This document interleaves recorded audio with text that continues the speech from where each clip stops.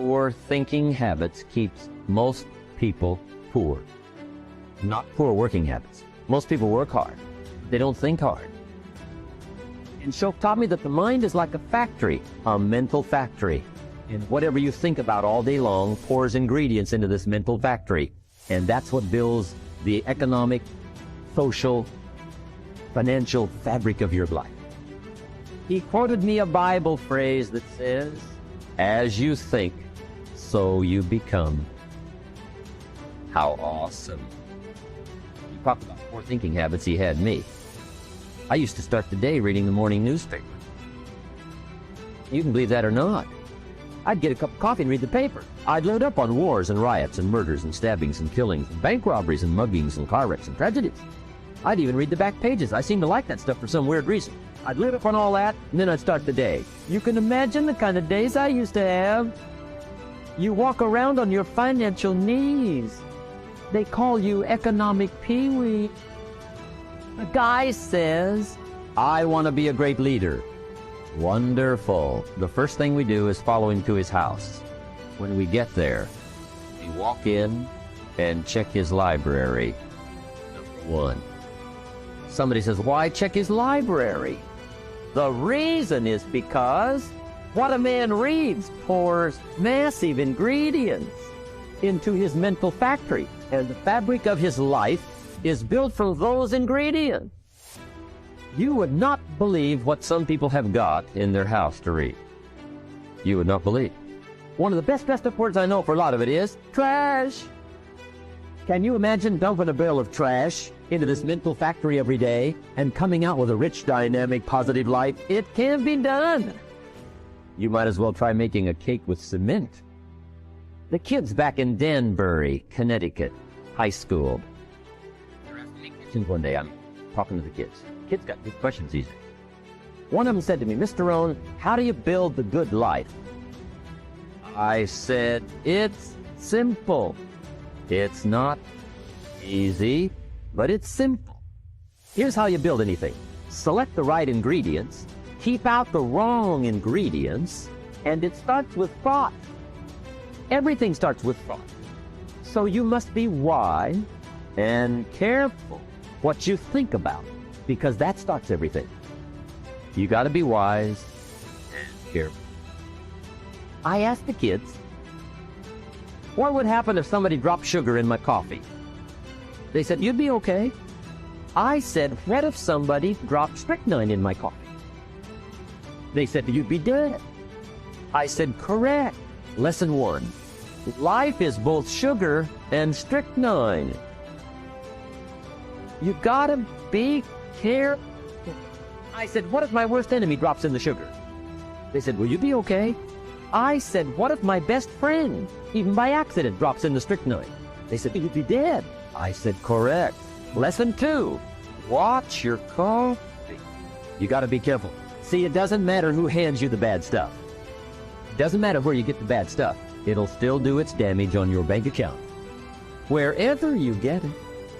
Mr. Shoaff gave me one of the greatest phrases when I first met him when he said, "Jim, every day stand guard at the door of your mind." How important. Stand guard at the door of your mind. And you decide what goes into your mental factory. Don't let anybody just dump anything they want to in your mental factory, because you've got to live with the result. Become a good reader. All of the successful people I know and work with around the world, they're all good readers. Curiosity drives them to read. They gotta know. They just read. Become a good reader. Now that's my opinion. Listen to the other lecturers and listen to me and make up your own mind. Don't be a follower. Be a student. Okay? I say, really, for life change, you gotta read. One way to learn is from your own experiences, but another way to learn is from other people's experiences. See, one whip might save you 5 years if you read. Did you know there's books on how to be stronger, more decisive, be a speaker, be a leader, have a better effect on other people, develop your personality? Did you know there's books on that? And people don't read them? How would you explain that? and they can read.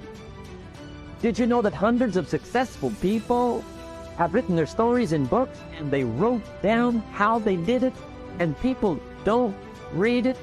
How would you explain that? The guy's busy, you get tied up. Guy says, yeah, you work where I work. By the time you struggle home, it's late. You got to eat a bite of supper, watch a little TV, get to bed. You can't sit up half the night reading. And the guy's behind on his car payment. Good worker, hard worker, sincere. But you got to be better than sincere and work hard. Otherwise, at the end of your life, you'll wind up cold, stony broke. You got to be better than a good worker. You got to be a good reader. The whole world is governed by laws. The universe, in fact. Laws. We call it the law of electricity. We call it the law of gravity. There's mathematical laws. There's physical laws, speed and velocity laws, agricultural laws. There's all kinds of laws. Now that we find ourselves on the spinning planet, you just have to learn what I call the setup. Learn the setup. Life's setup. Now, we didn't set it up, but we're here, so you got to learn it. And we should learn the setup for two basic reasons. Number one, to keep from getting hurt. Major reasons for learning so you won't get hurt. See, economically, socially, personally, you can get hurt just not knowing. Ignorance is not bliss. Ignorance is poverty. Ignorance is tragedy. You gotta know, or you're gonna get hurt. It's good to know not to walk up the 10-story window. That's excellent information. Now, what if a guy didn't know and he walks out? No, he's dead at the bottom. Somebody says, the poor guy didn't know. You gotta know, or you're gonna get hurt. Now, here's a parenthesis. You don't have to like the setup. I don't ask you to like how it is. That's not what's important. But it is important to learn how it is. So you don't have to like it, but you should learn it. That's what I tell the kids, right? Make sure you get the information. What you think about it, that's up to you. What you're going to do with it, that'll soon be up to you. But make sure you get it. See, there's nothing worse than being stupid. No, being broke is bad. But being stupid is awful. And what's really bad is being broke and stupid, right? That's about the end of the world. There isn't anything much worse than that.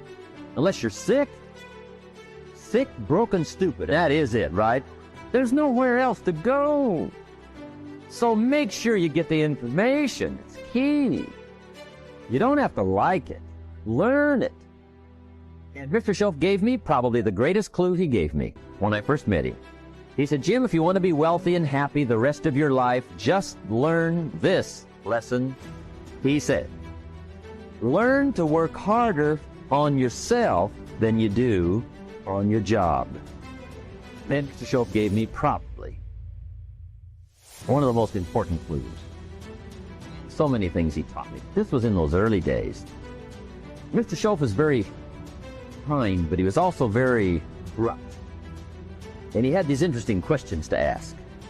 I'm giving him a little rundown one day on how things hadn't worked out for me. He said, Mr. Rohn, I've got the answer for you if you will listen carefully. And listen carefully I did that day and for the next 5 years. If somebody's wealthy and happy, you've got to listen.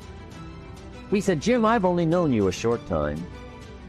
But he said, it's already my honest opinion that for things to change for you, you've got to change. That wasn't quite the answer I was looking for. That's the answer he gave me, and I pass it along to you on this warm summer evening in Anaheim, California, 1981.